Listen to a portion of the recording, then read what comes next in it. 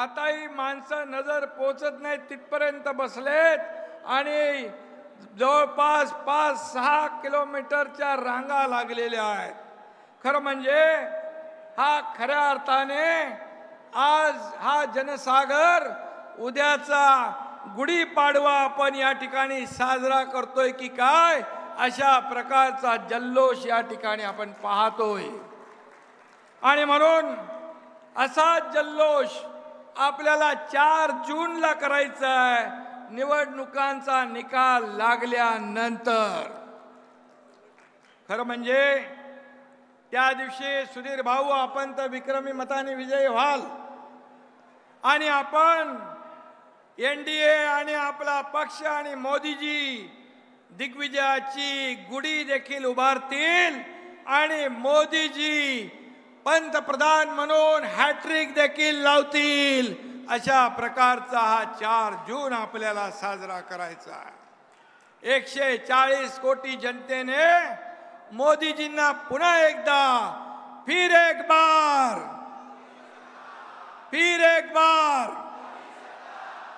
140 कोटी देशवासियांनी ही गॅरंटी घेतलेली आहे।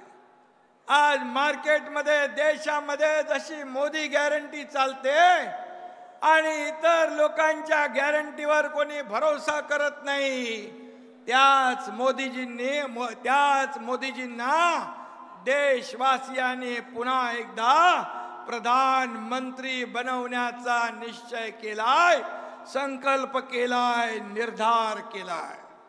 आणि म्हणून आज आपण पाहिलं, मगाशी सुधीर भाऊ म्हणाले, यूपीएच्या काळामध्ये आपला देश काय परिस्थितीमध्ये होता, दहशतवादी हल्ले, भ्रष्टाचार, घोटाळे, बॉम्बस्फोट, दंगली, अशा गोष्टींनी त्रासलेला आपला देश देखील लोकांनी पाहिला आहे।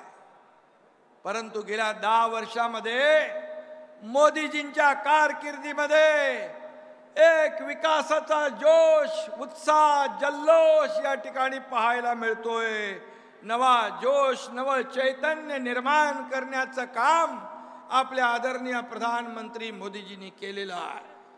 आणि म्हणून काँग्रेसच्या 50 वर्षाच्या काळात जेवढी कामं झाली नाहीत तेवढी आपल्या लोकप्रिय प्रधानमंत्री मोदीजींच्या काळात झाली, हा इतिहास सगळ्यांसमोर ताजा आहे।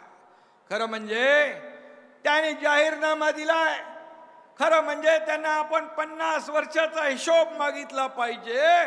50 वर्षात देशाला तुम्ही कुठं घेऊन गेलात? आणि म्हणून आज खऱ्या अर्थाने त्यांनी जाहीरनामा प्रसिद्ध करण्याचा त्यांना अधिकार नाही, खरं म्हणजे त्यांनी माफीनामा जाहीर करायला पाहिजे होता, कारण देशाला खड्ड्यात घालण्याचं काम त्यांनी केलंय।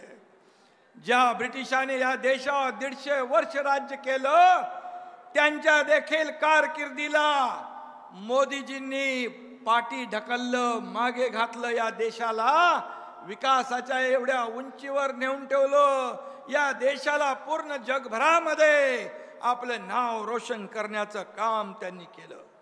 आज मोदीजींमुळे करोडो राम भक्तांचं स्वप्न राम मंदिराचं, बाळासाहेबांचं स्वप्न राम मंदिराचं मोदीजीने पूर्ण केलं। आणि म्हणून मोदीजींना मनापासून धन्यवाद द्यावे थोडेच आहेत। आणि म्हणून जय श्रीराम।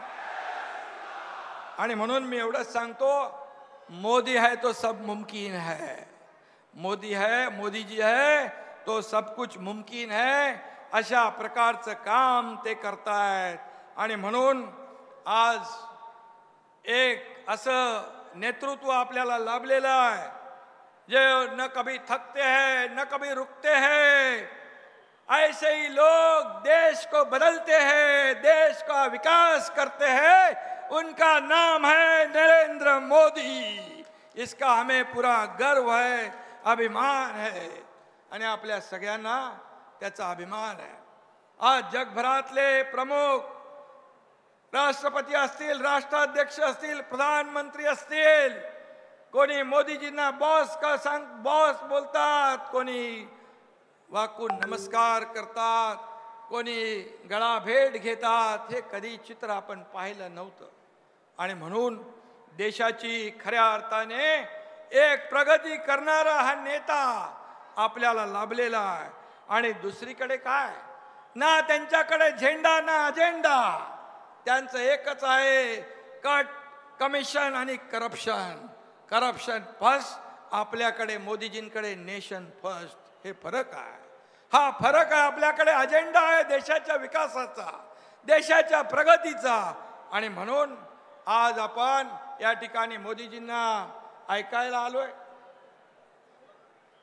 आणि त्यामुळे या देशामध्ये ज्यांनी या देशाला पुढे नेलं, या देशाची अर्थव्यवस्था मजबूत केली, हे देश महासत्तेकडे घेऊन जात आहेत, असा अजेंडा आपला आहे.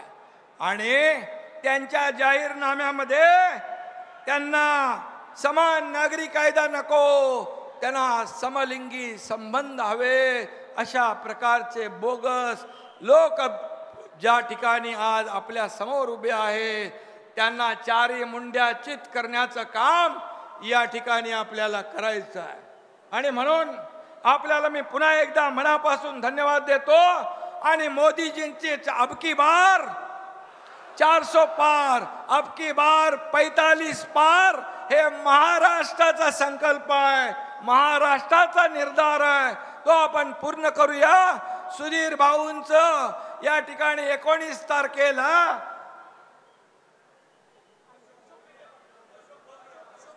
आणि अशोक नेते यांचा देखील 19 तारखेला कमळावरच्या निशाणीचं बटन दाबून आपण रेकॉर्ड ब्रेक मतांनी विजयी करूया. धन्यवाद. जय हिंद, जय महाराष्ट्र. जिस क्षण का हमें इंतजार था, भारत के प्रधानमंत्री आदरणीय नरेंद्र जी मोदी, इनका जोरदार तालियों के साथ हम सब स्वागत करेंगे. भारतवर्ष के यशस्वी प्रधानमंत्री माननीय नरेंद्र जी मोदी.